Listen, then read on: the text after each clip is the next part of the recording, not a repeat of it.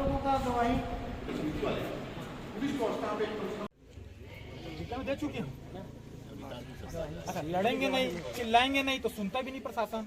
भगत सिंह ने बोला है बहरों को सुनाने का धमाके की जरूरत पड़ती है। इनके जिससे कोई सुना क्या? न साधु सुना, लक्ष्मण दास योगी, न ट्रस्टी सुना, ना आप लोग सुने, ना आपका नगर पालिका यहाँ पे आगे एक दिन तक ज्ञान मिला कि नगर पालिका का भवन है तो क्या करें, उसका मेंटेनेंस नहीं किया वो।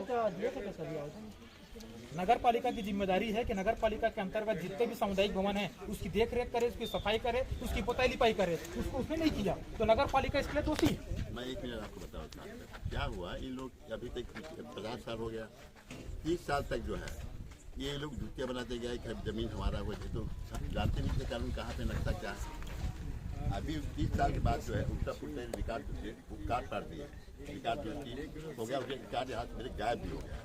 आपके रिकॉर्ड आपके आपको नहीं मिलने वाला जो निर्णय मैं बता रहा हूँ। 10 बार क्या कल निर्णय कहाँ से हुआ है? निर्णय तहसीलदार के यहाँ हुआ है 3-4 महीने। 3-4 हाँ, उसके बाद क्या हुआ, तो उसमें निर्णय कब आप लोगों के पास है क्या? मेरे पास सब रिकॉर्ड है, उनके पास है कि नहीं जानता। उसके बाद क्या किया, जो फाइल बनता है ना हम केस रजिस्टर करते हैं। मैं कलेक्टर गया 10 बार, वहाँ जब घुसो ना रिकॉर्ड में सारा शराब पी जाते हैं हम लोग, क्योंकि इतना बदबू आता है वहाँ कुछ नहीं सकते। तो वहाँ जो रिकॉर्ड मिला नहीं, फिर यहाँ पता लगा, यहाँ बोले यहाँ भेज दिए, मगर समझ क्या रिकॉर्ड को जला दिया गया। केस हुआ, नंबर जरूर डाला है 27 आपके रजिस्टर। अब केस नदी का भी सीमांकन करो, हो गया ना। मैं बोलो तो मैं आपको लिखित में दूंगा। नदी का हमारा बाढ़ का समस्या पीड़ित है सर, आप ही मैं ज्ञापन दिया था पुल निर्माण के लिए ताम्रध्वज साहू के नाम। उसके बाद यहाँ क्या करना है सर, पूरा अवैध जो डुबान क्षेत्र है वहाँ पूरा मिट्टी में पाट दिए हैं सर। तो पहले क्या होता था, चिगरापारा में जब 2 फीट का पानी बढ़ता था तो शिव मंदिर का पुल डूबता नहीं था। अब 1 फीट अगर चिगरापारा में डूबा तो 1 फीट शिव मंदिर वार्ड में डूबा, तो पुल बने ना बने, यहाँ पे अवैध कब्जा भी हो रहा है सर। नदियों का भी सीमांकन कराइए, मुनारा लगवाइए सर। नरेंद्र बोथरा जी नाली बना दी है, आप ही के तहसील रिकॉर्ड में, राजस्व विभाग के रिकॉर्ड में बोला गया है कि यहाँ तक के नाला है, और उसके आगे कहा है नाला, जो नाला सिविल लाइन से आ रही है, यहाँ पे आग नाला खत्म हो गया नरेंद्र बोथरा के पास, और नाला के ऊपर भवन निर्माण की अनुमति दी गई है सर उनको। राजनीति में सब खबर लगा था सर, पत्रकार आपके सामने बैठे हैं यहाँ पे। तो ये तरह की विसंगतियां हैं सर। तो न्यायालय में लगाना था। अरे भाई आदमी उतना नहीं लड़ पाता सर, समान आदमी हमको 20 बच्चे पालना, हम लोगों का सीमित आय का जरिया होता है। ये सुन लिए तो सुना लिए, 2 डंडा मारोगे भाग जाएंगे हम लोग। जब तक आम आदमी क्या करेगा भाई, हम लोग कमजोर आदमी। संज्ञान में नहीं आएगा हम लोग कैसे करेंगे? राजस्व रिकॉर्ड में कितनी बड़ी गलती, आप बहुत 8वीं पास आदमी समझ जाएगा कि जो नाली है प्राकृतिक बहाव को आप नहीं रोक सकते।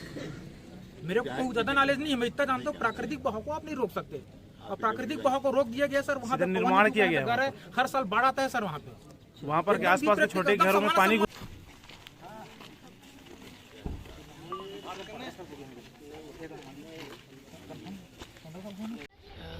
इस ट्रस्ट की एक शिकायत हुई थी माननीय देवव्रत जी के द्वारा, तो उस शिकायत की जांच के लिए मैं आज अपनी टीम के साथ उपस्थित हुआ हूँ।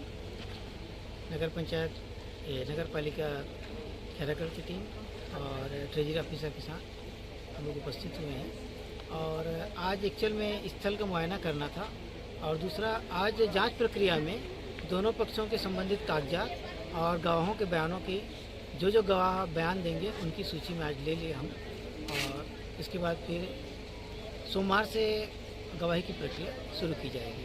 उसके बाद फिर जैसी स्थिति बनती है उसके हिसाब से जांच प्रक्रिया आगे बढ़ती जाएगी। जो मंदिरों में जो ताला लगा हुआ है रूम पे, उस पर अभी कोई कार्रवाई? कुछ रूम में जो ताला लगा हुआ था उसका ताला तो बीच में खुलवा दिया गया है, और कुछ जगह अभी ताला लगा हुआ है, उसको जांच प्रक्रिया तक है, उसमें हम कोई दखलंदाजी नहीं करेंगे। आज किस बात को लेकर यहाँ तहसीलदार महोदय ज्ञापन दीजिए? देखिए, सबसे पहले क्या है, हमारे माननीय विधायक देवव्रत जी ने जो शिकायत की थी कलेक्टर महोदय से, उसकी जांच के लिए आज यहाँ पे तहसीलदार और नगर पालिका की टीम आई हुई थी। और इसी बीच हमने गवाह अपने तरफ से जो गवाह होते हैं मोहल्ले के, वो लोग गवाह अपना एक कागज प्रपत्र उनको दिए तहसीलदार साहब को। और दूसरा, हम मोहल्ले वासियों की तरफ से कुछ हमारी शिकायतें थी और कुछ हमारी मांग थी, उससे भी हमने तहसीलदार साहब को SDM के नाम में हम ज्ञापन सौंपा है। उसके तहत हमारी मांग ये है कि 1972 में ये ज़मीन बर्फानी दादा को दिया गया था, और आज करीब 48 साल होते हैं, मतलब ओवरऑल अपन माने तो 50 साल होते हैं। 50 साल के अंदर ये स्थिति है कि जिस राम भगवान के नाम पर यहाँ पे आश्रम बनाया गया, उस राम मंदिर का यहाँ पे प्लास्टर तक नहीं किया गया है। पूरा मंदिर जो है राम मंदिर का जर्जर हो चुका है, पानी टपक रहा है वहाँ से। तो हमारी मांग है कि यहाँ पर भव्य राम मंदिर बने। हम चाहते हैं यहाँ की भी जो ट्रस्टी है वो बहुत निष्पक्ष तरीके से ट्रस्टी काम करे, गरीब कन्याओं के विवाह के लिए आश्रम का उपयोग किया जाए। जो धार्मिक आश्रम है उसका व्यावसायिक उपयोग नहीं किया जा सकता, लेकिन अपन देख रहे हैं कि लगातार यहाँ व्यावसायिक उपयोग किया जा रहा है। रसीद नहीं दिया जा रहा है लोगों को, कई लोगों से एडवांस ले लिए गए हैं। आज ये स्थिति, आज विवाद की स्थिति में कई लोगों के सामने ये समस्या खड़ी आ गई है कि जो एडवांस दे रहे हैं वो शादी कहाँ करेंगे। तो हमारा कहना यह है कि हमारे वार्ड वासियों को महत्व दिया जाए। ट्रस्टी में बाहरी लोगों को ज्यादा महत्व दिया गया है, अपने लोगों को महत्व दिया गया है। हालांकि संविधान में अपने लोगों को महत्व दे सकते हैं, लेकिन एक स्वाभाविक रूप से एक मानवीय प्रक्रिया होती है कि वार्ड के लोगों को, स्थानीय लोगों को ट्रस्टी में शामिल किया जाना चाहिए और महत्व देना चाहिए। और मैं बता देना चाहता हूँ कि हमारे टिगरापारा में हमारे जो बड़े बुजुर्ग थे पालिस मंदिर का संचालन किया करते थे। तो 1972 में बर्फानी दादा को हमारे राजा रविंद्र बहादुर सिंह ने जमीन दान किया। तो 1972 से 2000 तक माने 28 साल तक इस मंदिर का जीर्णोद्धार नहीं किया गया। 2001 में बर्फानी दादा ने यहाँ पर एक हवन यज्ञ किया था। उस दौरान उसका उद्देश्य था कि धार्मिक काम करे साथ साथ यहाँ पे आश्रम बनाना। तो 2001-2-3 में आश्रम बनाया गया। तो आप देखिए कि 1972 से 2000 तक 28 साल में राम मंदिर नहीं बन पाया। 2001 में बर्फानी दादा यहाँ वापस आए, सक्रिय हुए, और 2001 से आज 2021 हो रहा है। तो 20 साल, इधर 20 साल, छत्तीसगढ़ के 20 साल, मध्य प्रदेश का 28 साल, इस बीच राम मंदिर नहीं बना हुआ है। और साथ में हमारी सिर्फ मोहल्ले वासियों की एक मांग है कि हम मोहल्ले वासियों को, गरीब लोगों के कन्याओं की शादी के लिए हमको भवन रियायती दर में मिले। यहाँ पे धार्मिक आश्रम बने, धार्मिक आश्रम है तो धार्मिक गतिविधियां हो, व्यावसायिक गतिविधियां काफी कम चले। अरे यहाँ पे दुर्भाग्य ये है कि पिछले 20 सालों में मात्र एक बार आश्रम बनाने के उद्देश्य से हवन यज्ञ किया गया, धार्मिक उद्देश्य से हवन यज्ञ किया गया, लेकिन कोई भी धार्मिक गतिविधि 20 सालों में बड़ा नजर नहीं आया। यहाँ पे कभी रामचरितमानस पाठ हुआ, और दुर्भाग्य है कि खैरागढ़ का एकमात्र राम मंदिर होने के बावजूद भी यहाँ पे रामनवमी यहाँ नहीं मनाया जाता। नहीं दिया जाता, उनको मार दिया जाता है, उनको भगा दिया जाता है। मैं मार दिया शब्द इस्तेमाल कर रहा हूँ, हो सकता है उनको धकेल दिया जाता हो, लेकिन यहाँ गाली देके लोगों को भगाया जाता था। मोहल्ले वासियों को बिल्कुल यहाँ हस्तक्षेप नहीं होने दिया जाता था।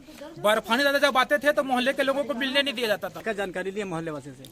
मोहल्ले वासियों से तहसीलदार साहब आए थे, उन्होंने हमारे जो माननीय विधायक है उनकी शिकायत को जांच करके हमारे जो दादा हैं लाल अशोक दादा जी हैं, उनसे उन्होंने जानकारी ली, दस्तावेज संबंधी दस्ता के वैधानिकता को लेकर उन्होंने जानकारी ली, और करीब 9 लोगों का हम लोगों ने गवाह दिया है। हमारी ओर से तहसीलदार साहब ने कहा कि आप गवाह दें, तो लाल अशोक दादा जी एक प्रतिनिधि के तौर पर हमारे बीच मौजूद है शिकायतकर्ता के रूप में, और 9 लोग हम लोग गवाह देने के लिए तैयार हुए। 9 लोगों का एक सूची जो है हमने तहसीलदार साहब को सौंप दिया है। प्रतिनिधि किनकी है, विधायक की है कि मोहल्ले वाले की? विधायक के रूप से प्रतिनिधित्व कर रहे हैं। विधायक प्रतिनिधि जी, ये जो पूरी कार्रवाई है, जो बड़ा एजेंडा है, ये जो पहल हुई है, ये देवराज जी के द्वारा हुई है। उसके बाद हम मोहल्ले वासी भी इसमें एकजुट है, और हमारे मोहल्ले वासियों का अपना एक अलग एजेंडा है। हम चाहते हैं यहाँ पे बस धार्मिक गतिविधि हो और मानव कल्याण हो। आश्रम का जो धार्मिक आश्रम का उद्देश्य होता है मानव कल्याण, जन कल्याण, जो कि यहाँ पे नहीं हो रहा है।